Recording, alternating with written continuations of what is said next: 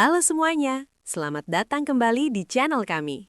Apakah Anda baru saja membuka tagihan listrik dan terkejut? Atau mungkin Anda merasa gaji bulan ini seperti air digenggam, cepat sekali habis? Jika iya, Anda tidak sendirian. Saat ini, banyak rumah tangga di Indonesia yang sedang menghadapi badai ekonomi. Inflasi yang tak kunjung reda, harga kebutuhan pokok yang terus melambung, dan ketidakpastian pekerjaan membuat kita semua harus bersiap-siap. Tapi jangan panik, krisis ekonomi bukanlah akhir dari segalanya. Ini adalah ujian yang jika dihadapi dengan strategi yang tepat, justru bisa membuat kita lebih kuat, lebih bijak, dan lebih mandiri secara finansial. Hari ini kita akan membahas secara mendalam dan terperinci bagaimana mengatasi krisis ekonomi di lingkungan rumah tangga. Bukan sekedar tips, tapi sebuah panduan bertahan hidup dan bangkit. Diagnosis, mengenali gejala dan penyebab.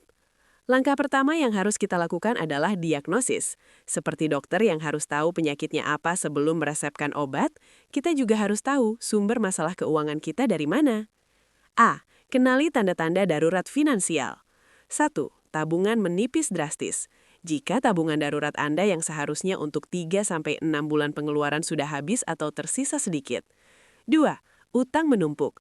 Anda mulai mengandalkan kartu kredit atau pinjaman online untuk membayar tagihan sehari-hari. 3. Stres berkelanjutan. Diskusi tentang uang selalu berujung pertengkaran dan pikiran tentang uang mengganggu tidur Anda. 4. Pendapatan tak mencukupi. Biaya hidup bulanan secara konsisten melebihi penghasilan bersih. B. Analisis penyebab utama. Apakah ini karena faktor eksternal seperti resesi atau PHK massal, atau faktor internal seperti gaya hidup boros atau kurangnya perencanaan? C. Alat praktis. Lakukan financial health check. Ambil selembar kertas atau buka spreadsheet, tuliskan total pendapatan bulanan, gaji, usaha sampingan, dan lain-lain. Total pengeluaran bulanan, cantumkan semuanya, bahkan kopi susu Rp5.000. Total aset, uang, tabungan, emas. Total utang, kartu kredit, cicilan. Dengan ini, Anda akan melihat gambaran besar. Apakah angka merah atau hijau? Ini adalah titik awal kita. Strategi inti, 5 langkah konkret bertahan. Sekarang kita masuk ke inti pembahasan. Setelah tahu kondisi kita, saatnya bertindak. Berikut 5 langkah strategis yang harus dilakukan segera. Langkah pertama, membuat anggaran super ketat, the survival budget. Lupakan dulu anggaran ideal, sekarang kita buat anggaran bertahan hidup. Kategori kebutuhan pokok 50%, makanan, listrik, air, transportasi kerja, dan biaya sekolah anak. Ini yang tidak boleh dipotong. Kategori kebutuhan sekunder 30%, paket internet, langganan TV, beli baju. Ini bisa dipotong atau ditunda. Kategori keinginan 20%. Makan di luar, liburan, gadget baru. Ini harus dihentikan total sementara. Tips, gunakan metode envelope system. Taruh uang tunai untuk setiap kategori dalam amplop. Jika uang di amplop makanan habis, ya sudah, masak nasi telur sampai akhir bulan. Langkah kedua, memaksimalkan pendapatan, income optimization. Krisis bukan waktunya malu, kita harus kreatif. Monetize hobi. Suka masak, jual kue rumahan online. Suka menulis, jadi proofreader freelance. Jual barang tak terpakai, baju yang belum pernah dipakai, perabot lama. Gunakan marketplace. Hasilnya langsung masuk tabungan darurat. Tambah jam kerja atau cari side job. Delivery driver, les privat, atau menjadi reseller. Langkah ketiga, mengelola utang dengan cerdas. Jangan diam saja, utang akan membengkak karena bunga. Prioritaskan utang bunga tinggi. Lunasi dulu kartu kredit dan pinjaman online. Negosiasi dengan bank. Jika kesulitan bayar, jangan kabur. Hubungi bank, minta keringanan bunga atau perpanjangan tenor. Banyak bank punya program restrukturisasi. Hindari utang baru. Stop pinjam ke teman atau rentenir. Langkah keempat, membangun tabungan darurat mikro. Meski krisis, kita harus mulai menabung lagi, walau sedikit. Target mini, mulailah dengan target Rp500.000 atau Rp1.000.000. Mekanisme otomatis, setiap kali ada uang masuk, sisihkan 5-10% langsung ke rekening terpisah yang sulit diakses. Langkah kelima, hidup hemat tanpa kehilangan kualitas hidup. Hemat bukan berarti menderita. Meal planning dan memasak di rumah. Belanja bulanan dengan daftar belanja yang matang. Hindari shopping saat lapar. Masak dalam porsi besar dan simpan di freezer.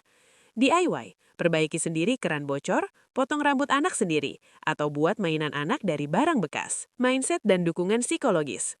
Krisis ekonomi tidak hanya menguras dompet, tapi juga menguras energi mental. Oleh karena itu, aspek psikologis sama pentingnya.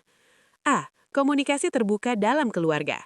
Jangan sembunyikan masalah dari pasangan atau anak-anak dengan cara yang sesuai usia. Duduk bersama dan katakan, sekarang kita sedang menghadapi masa sulit, jadi kita harus saling mendukung dan memprioritaskan kebutuhan penting. Ini mencegah kesalahpahaman dan membangun solidaritas. B. Jaga kesehatan mental. Stres dapat memicu keputusan finansial yang buruk, impulsif buying untuk meredakan stres. Luangkan waktu untuk rekreasi gratis, jalan-jalan di taman, olahraga di rumah, atau membaca buku. C. Fokus pada hal yang bisa dikendalikan. Kita tidak bisa mengendalikan harga minyak dunia atau kebijakan pemerintah. Yang bisa kita kendalikan adalah pola belanja, kreativitas kita untuk mencari tambahan income, dan sikap kita menghadapi masalah. D. Jangan malu minta bantuan. Jika benar-benar tidak ada jalan keluar, jangan segan meminta bantuan kepada keluarga terdekat atau lembaga sosial yang terpercaya. Ini bukan tanda kegagalan, tapi tanda keberanian untuk bertahan. Rencana jangka panjang, bangkit lebih kuat. Ketika badai mulai mereda, jangan kembali kebiasaan lama. Inilah saatnya untuk membangun benteng finansial yang lebih kuat. A. Diversifikasi pendapatan. Jangan hanya mengandalkan satu pekerjaan. Bangun sumber pendapatan pasif atau usaha sampingan yang bisa berjalan otomatis. B. Investasi pendidikan, skill upgrade. Gunakan waktu ini untuk belajar skill yang lebih dibutuhkan di pasar kerja, seperti digital marketing, coding, atau keterampilan teknis lainnya. Ini investasi terbaik untuk masa depan. C. Bangun dana darurat yang sebenarnya. Setelah stabil, kumpulkan dana darurat setara 6-12 bulan pengeluaran. Simpan di instrumen yang liquid dan aman. D. Pelajari literasi keuangan.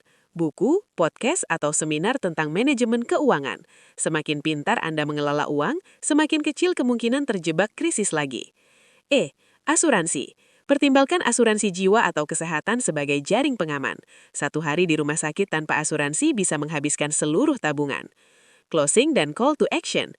Krisis ekonomi di rumah tangga memang menakutkan, tapi ingatlah, badai tidak akan bertahan selamanya. Setiap cabangan ini adalah kesempatan untuk riset, belajar, dan mulai hidup yang lebih hati-hati dan bijaksana. Kunci utamanya adalah action. Jangan hanya menonton video ini lalu melanjutkan hidup seperti biasa. Ambil selembar kertas sekarang juga, mulailah mencatat pengeluaran Anda. Lakukan langkah pertama hari ini. Jika video ini bermanfaat, silahkan like, share ke grup keluarga atau teman-teman yang mungkin sedang membutuhkan. Jangan lupa subscribe untuk tips-tips keuangan lainnya. Dan yang terpenting, tetaplah optimis. Kita bisa melewati ini bersama-sama. Sampai jumpa di video berikutnya. Tetap semangat!